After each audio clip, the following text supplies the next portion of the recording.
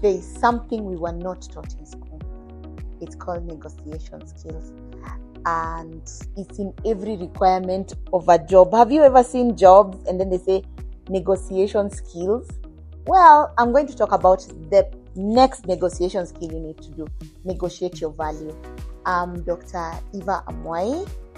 I work in SSA, and welcome.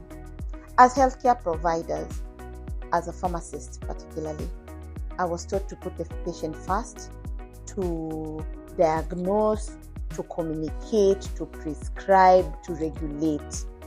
But advocating for what we deserve, I don't think we were taught that. And I think what we need to do is to incorporate such skills, soft skills that we need in day-to-day life, like negotiation skills, in the curriculum. Before we get there, I'll give you my 2 cents about it. First things first, as healthcare professionals, as pharmacists, as I said, we're taught to diagnose, we're taught to put the patient needs first. So generally, when we are negotiating, we always put the other person's requirements first. So let's say you've gone for a job interview and you've succeeded, you move to the next level. Then they come and ask you, how much do you want for the role? You know what most pharmacists will say? They will say, you'll add maybe 30% or even 20%, or you might even sabotage yourself and say, I can take the same salary as you are paying the previous person. This is because, of course, of the job market we are in right now, and it's difficult to find a job. As I agree, this is a noble value that we have, to put the other person first, but it's hurting us, right? Secondly, we are raised in the African society.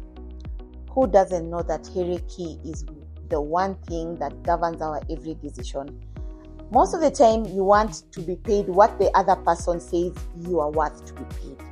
And it's because we are taught to, whatever I'm told to, and whatever I'm asked to pay, whatever I'm told to do, I will do it.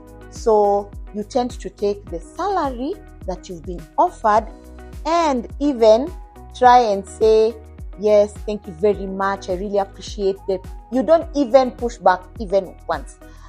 And I'm like, is it because we don't know our value? We know our value.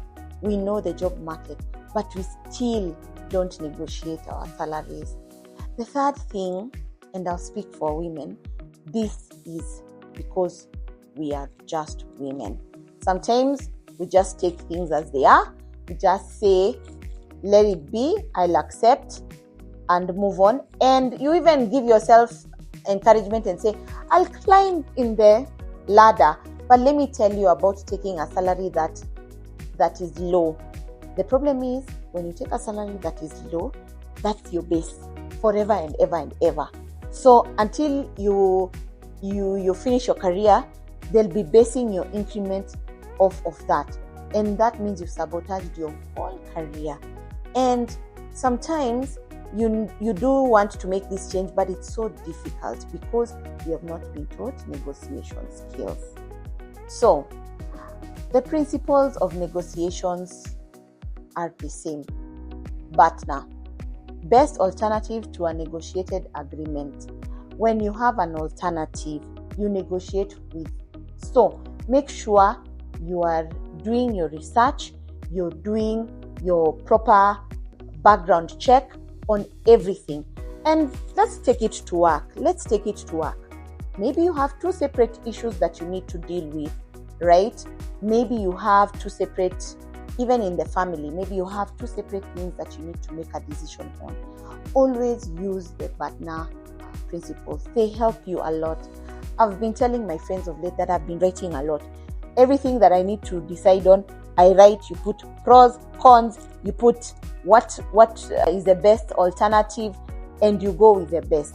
Sometimes we don't just want to go the extra mile to put that in.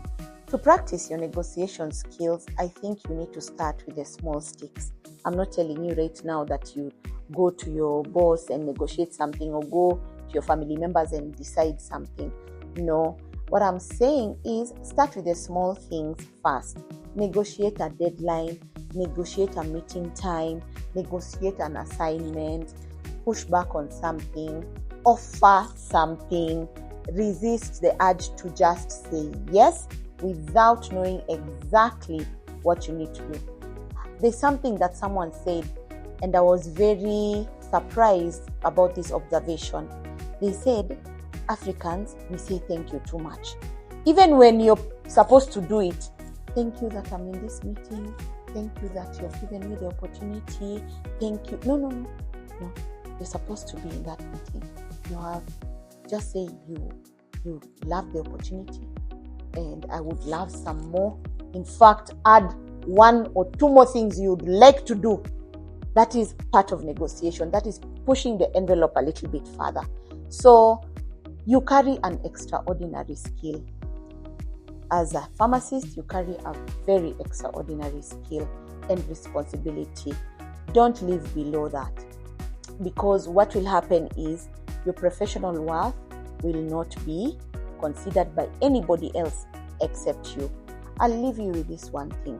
What negotiation have you been avoiding to do? Drop that in the comments. No judgment, just strategy here. Click and sign up for more.